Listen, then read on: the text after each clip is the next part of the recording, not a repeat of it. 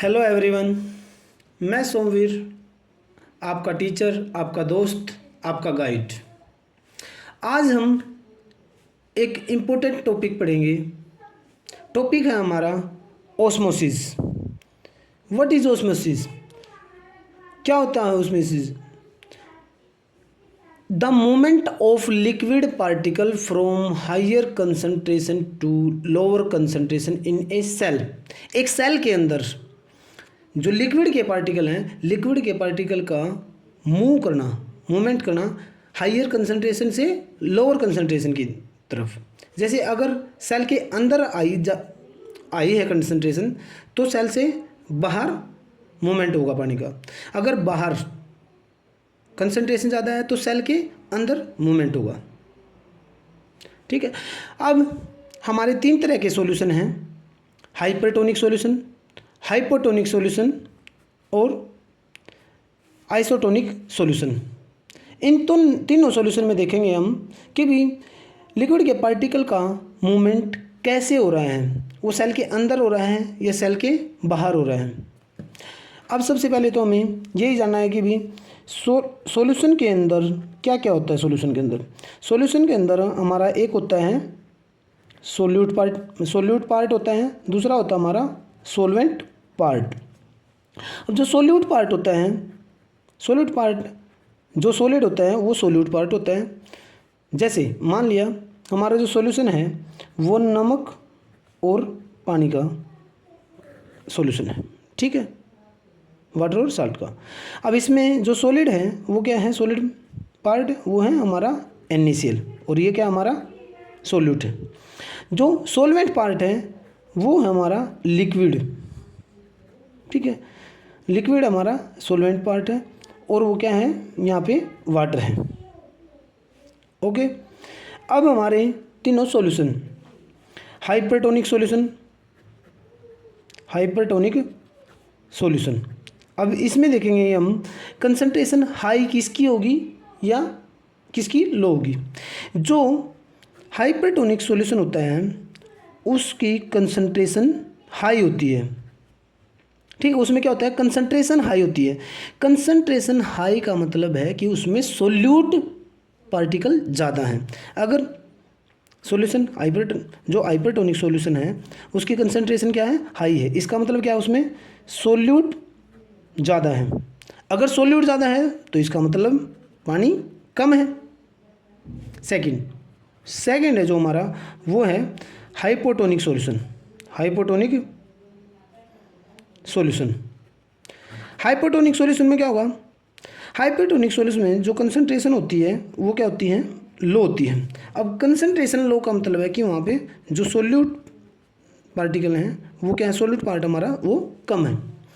अगर solute part कम है तो इसका मतलब सोलवेंट पार्ट ज़्यादा है, वाटर हमारा वहाँ पे ज़्यादा है।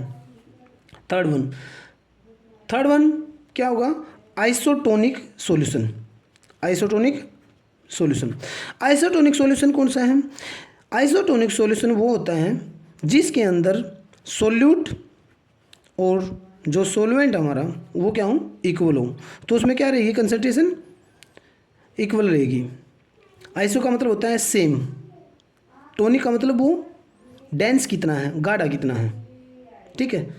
हाइपर का मतलब मोर, यहाँ पे कंसंट्रेशन ज़्यादा है। हाइपो का मतलब लेस, यहाँ पे कंसंट्रेशन क्या है, कम है। और आइसो मीन्स सेम, यहाँ पे कंसंट्रेशन क्या रही, इक्वल रही, ठीक है। अब ये तीनों चीज़ हमने समझ ली कि भाई हाइपरटोनिक सॉल्यूशन होता है जिसमें सोल्यूट पार्टिकल ज़्यादा हैं और कंसंट्रेशन उसी की ज़्यादा होगी, तो उसमें वाटर कम है।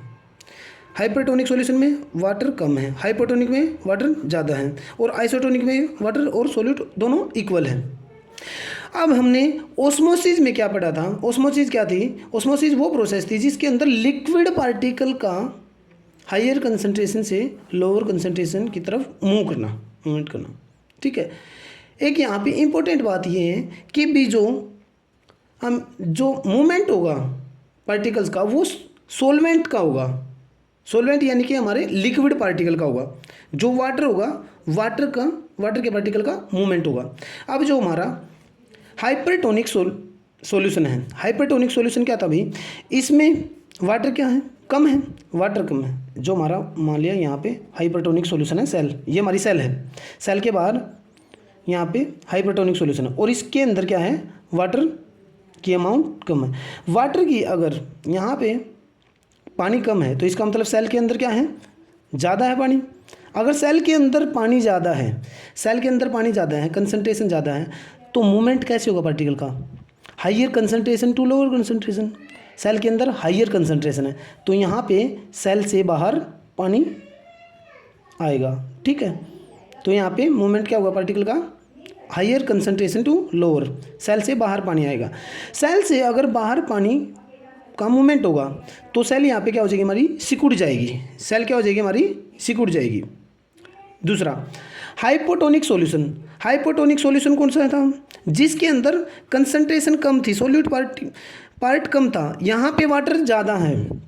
हमारा जो सॉल्यूशन है, मान लिया ये सेल के बाहर हमारा सॉल्यूशन है, इसमें क्या है, इसमें वाटर की अमाउंट ज़्यादा है, यहाँ पे वाटर ज़्यादा है, वाटर पार्ट ज़्यादा है, सोल्यूट पार्ट कम था, सोल्वेंट पार्ट यहाँ पे ज़्यादा है, पानी की कंसंट्रेशन बाहर ज़्यादा है, तो इसका सेल के अंदर क्या होगी, कंसंट्रेशन लो होगी। तो यहाँ पे मूवमेंट कैसे होगा पार्टिकल का, higher concentration to lower concentration, बाहर ज़्यादा कंसंट्रेशन है तो क्या होगा, सेल के अंदर की तरफ पानी की मूवमेंट होगा। अगर सेल के अंदर पानी जाएगा तो सेल क्या हो जाएगी हमारी, यहाँ पे फूल जाएगी, सेल फूल जाएगी, क्योंकि सेल के अंदर पानी जा रहा है, सेल फूल जाएगी यहाँ पे। अब आइसोटोनिक सॉल्यूशन, आइसोटोनिक सॉल्यूशन वो था जिसमें सोल्यूट और सोलवेंट दोनों पार्ट इक्वल थे, ठीक है, यहाँ पे वाटर इक्वल था। तो इसमें क्या होगा, इस सॉल्यूशन के अंदर क्या होगा, जो वाटर यहाँ होगा हमारा, बाहर जो पानी होगा और जो सेल के अंदर जो वाटर होगा वो क्या होगा, उनमें दोनों में अमाउंट क्या होगी, इक्वल होगी। अगर दोनों में अमाउंट इक्वल होगी वाटर की तो हमारा जो मूवमेंट है लिक्विड पार्टिकल का वो मूवमेंट नहीं होगा, तो हमारी सेल वैसे ही रहेगी जैसी बाहर थी, जैसी बाहर थी सेल। अगर सॉल्यूशन में सेल को डाल देंगे, ये आइसोटोनिक सॉल्यूशन के अंदर डाल देंगे तो सेल हमारी वैसी की वैसी रहेगी। ओके स्टूडेंट, आई होप आप अच्छे तरीके से समझ पाए होंगे। Thanks for watching video.